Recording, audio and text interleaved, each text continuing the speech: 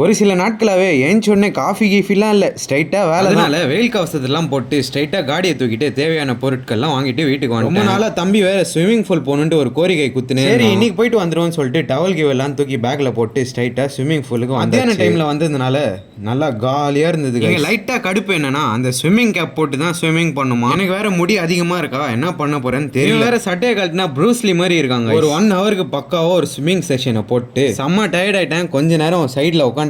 இந்த தண்ணி வேற ஐஸ் போட்டு மாதிரி செம்ம ஜில்லுன்னு இருக்கு. ப்ரூஸ்லி வேற நடுங்கிட்டான். அப்படியே டைம் முடிஞ்சோடனே டிஷர்ட் கிஷர்ட்லாம் மாத்தி எல்லாம் வந்து பார்த்தா மண்டையில சுரியில்னு வெயில் அடிக்குது. நமக்கு வேற ஆல்ரெடி டிஷர்ட் போட்டு இந்த சைடுக்கு பார்த்தா கருப்பா இருக்கு, இந்த சைடு பார்த்தா வெள்ளையா. அதனால வெயில் கவசத்தை மறுபடியும் கையில மாட்டியாச்சு. வீட்டுக்கு வந்து டிவி போட்டோன்னே தலைவன் ஃபுல் டிஜே மோடுக்கு போயிட்டு டான்ஸ் தான். அடுத்து மறுபடியும் சுட சுட பிரியாணியோட 56 1v4 கிளட்ச் தான். அதெல்லாம் முடிஞ்சோடனே வீட்டில் 3 தங்கச்சி 3 பேரும் என்ன ஒரு வழி பண்ணிட்டாங்க. அதனால 3 பேரையும் தூக்கிட்டு வந்து பார்க்கில் விட்டேன். அவங்க பாட்டுக்கு விளையாடி இருந்தாங்க, நான் பாட்டு உட்காந்து வீடியோ எடுத்துனேன். வீட்டுக்கு வந்து கொஞ்ச நேரத்துலேயே செம்ம ஸ்லீப்பு. நான் தூங்குற ஆப்ல யாரோ என்ன வீடியோ எடுத்துட்டு இருக்காங்க. அடுத்து ஒரு 7 மணி போல தலைவனை கூட்டிட்டு பார்க்குக்கு வந்தாச்சு. வந்தோடனே ஒரு புல்அப் செஷனை போட்டு முடிச்சுட்டு வீட்டுக்கு வந்தோடனே திரும்பி தங்கச்சி கையால ஒரு மேந்தி கையில போட்டு திரும்பி அதே பிரியாணியை சாப்பிட்டு தூங்கிட்டேன். இதோட இந்த விளாகையும் முடிச்சுக்கிறேன். ஒழுக்கமா இருங்க. Bye guys.